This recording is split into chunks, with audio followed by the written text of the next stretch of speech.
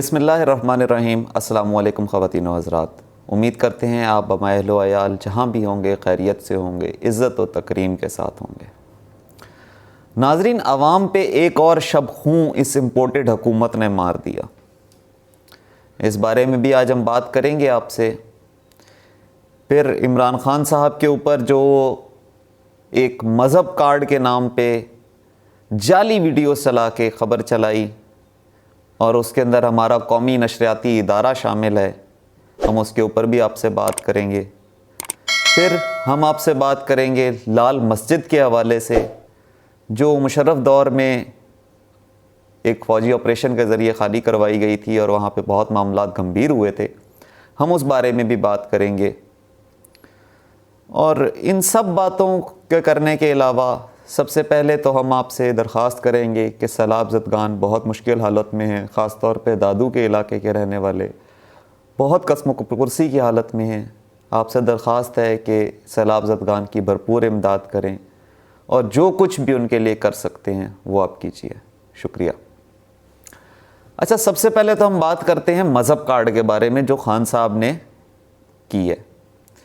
ख़ान साहब के ऊपर जो मज़हब कार्ड इन्होंने लगाया है, एडिटेड वीडियो जावेद लतीफ़ साहब ने चलाई हैं और उसको ऑन एयर किया गया है पीटीवी से। पीटीवी जो कौमी नशरियाती इदारा है, उससे ये हम एक्सपेक्ट नहीं कर रहे थे कि वो इस तरह की न्यूज़ चलाएगा या इस तरह की वीडियोस ऑन एयर करेगा। क्या पीटीवी को रेटिंग्स का मसला है? क्या पीटीवी को आमदनी का मसला है? आपके और हमारे सबके बिजली के बिलों के अंदर उसकी फ़ीस शामिल होती है। कोई ऐसा बिल उठा लें जिसके अंदर पीटीवी की फ़ीस शामिल ना हो। क्या पीटीवी खुद मुख्तार आज तक नहीं हो सकता? दुनिया भर के मीडिया चैनल्स सब अपना बोझ खुद उठाते हैं। जुमा 8 दिन के चैनल भी हों, वो अपना बोझ खुद उठाते हैं। ये पीटीवी अपना बोझ नहीं उठा सका आज तक। आज तक ये रहमो करम पे ही है आवाम के। क्या आवाम के पैसों से फ़ीसें आएंगी और इसके जेब भरी जाएगी? और उनको इस तरह की चीज़ चलाना जो एडिटेड वीडियोस हैं, ओरिजिनल वीडियोस नहीं हैं, उनको एडिट किया गया, एडिट करके उनको ऑन एयर किया गया और उस मज़हब कार्ड को अब पीडीएम पूरे तरीके से मीडिया के ऊपर जो है वो उछाल रहा है। ये कौन सा इंसाफ है? उस शख्स के ऊपर ये इल्ज़ाम लगा रहे हैं जो अक़वाम मुत्तहिदा में खड़े होकर उसने इस्लामोफोबिया के ऊपर बात की, जो रियासत मदीना की बात करता है, जो लोगों को कलमे का मतलब सिखाने की बात करता है। ये उसके ईमान पे शक कर रहे हैं। हमारे हुक्मरान जब कोई रास्ता नहीं मिला तो अब उसको जो है वो इमरान खान के ऊपर एज अ मज़हब कार्ड इस्तेमाल करने की बात कर ले आए हैं कि उसको इस्लाम के दायरे से खारिज करवा दो, कि उसको ऊपर ऐसा इल्ज़ाम लगा दो कि वो कल को किस काबिल ना रहे। कितना को जुल्म करोगे, कितना को दबाओगे? उसको जितना दबा रहे हो वो उतना उठ के बाहर आ रहा है और इस मामले में वो इंशाल्लाह सुरखरू हो जाएगा। खान साहब को इतना आसान नहीं है कंट्रोल करना, उनको दबाना इतना आसान नहीं है। जो लोग ये करना चाह रहे हैं वो कभी इसमें कामयाब नहीं होंगे और इनके पीछे जो साजिशें हैं उनका इमरान खान साहब को पता चल चुका है और वो बार बार इस बात के ऊपर बरमला कह चुके हैं कि मैं जानता हूं कि मेरे साथ जो साजिशें की जा रही हैं वो कौन कर रहा है और किस तरह हो रही हैं, मुझे सब पता है। खैर, ये तो अल्लाह और उसके रसूल के आगे, हुज़ूर सल्लल्लाहु अलैहि वसल्लम के आगे जो है हमारी दुआ है कि इन तमाम हुक्मरानों को अक्ल और शऊर और फ़हम अता कर और सही और दुरुस्त को चलने की तौफीक अता फरमा। अच्छा नाज़रीन, अब हम दूसरे टॉपिक की तरफ अपने आते हैं जो मैंने आपसे शुरू में बात की थी, बिजली के बिलों के बारे में। बिजली के बिलों पे इन्होंने ऐसा शबखूं मारा है इस इम्पोर्टेड सरकार ने कि आप और हम क्या, हर मुल्क का बंदा तिलमिला रहा है। लोग अपना जेवर बेच बेच के बिल अदा कर रहे हैं। इन्होंने ये हाल कर दिया है। कराची में तो एक सारिफ का बिल जो है वो 500 रुपये यूनिट से भी क्रॉस कर गया है। 22 यूनिट का बिल उसको 11,000 रुपये से ऊपर आया है। और इन्होंने ऐसा खेल खेला है, इन्होंने स्लैब रेट्स ख़त्म करके इन्होंने कहा है कि जितना भी बिल होगा उसको जो है 200 यूनिट से ऊपर के स्लैब रेट के हिसाब से कैलकुलेशंस की जाएंगी। 200 यूनिट तक का जो स्लैब रेट गरीबों को मिलता था वो तो बिल्कुल इन्होंने उड़ा के रख दिया। और 200 यूनिट से कम पे जो बिजली का जो स्लैब रेट था वो था 12 रुपए यूनिट।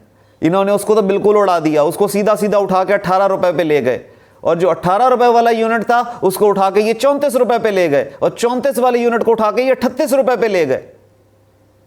ये कैसा शबखू मारा है गवर्नमेंट ने इस बेबस आवाम के साथ।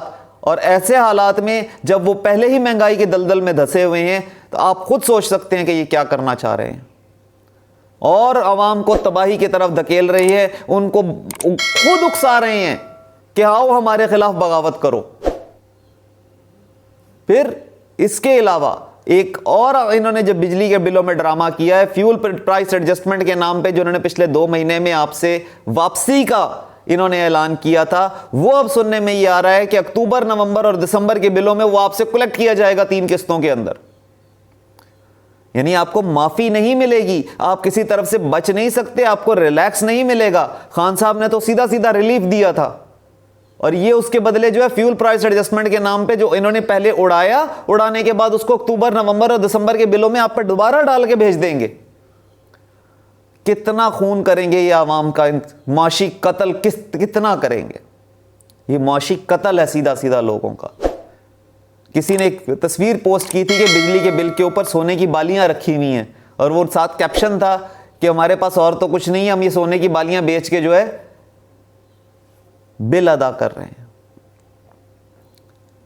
हमारे हुक्मरानों ने इस हाल पे पहुंचा दिया है कि लोग अपनी चीज़ें तक बेचने पे आ गए हैं, उनकी आमदन का कोई जरिया नहीं बना रहे, उल्टा उनसे लूटने के तरीके निकाल रहे हैं।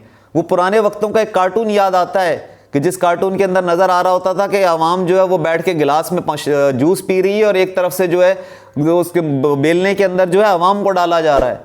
और ये हकीकतन यही कर रहे हैं, हकीकतन ये आवाम के साथ यही कर रहे हैं कि ये तो जूस पी रहे हैं, लेकिन हम बाकी आवाम का जुलूस क्या जूस निकालते जा रहे हैं। खैर, अल्लाह हम लोगों का हामी और नासिर हो, और इन हुक्मरानों से अल्लाह ही पूछ सकता है, हम लोग तो इख्तियार नहीं रखते। अवाम के अंदर शऊर ज़रूर है, लेकिन ये उस अवाम को जिस तरह जुल्म और ज़्यादतियों का निशाना बनाते हैं, उसकी मिसाल देखने को नहीं मिलती। नाज़रीन, कल एक बड़ा अहम वाक़या हुआ है। लाल मस्जिद जो इस्लामाबाद में वाक़ई है, उसके ऊपर मौलाना अब्दुल अज़ीज़ साहब ने कब्ज़ा कर लिया है, और तकरीबन 200 मुसल्लह अफराद के साथ वो मस्जिद पे गए हैं और उन्होंने कब्ज़ा किया है। ये हो क्या रहा है?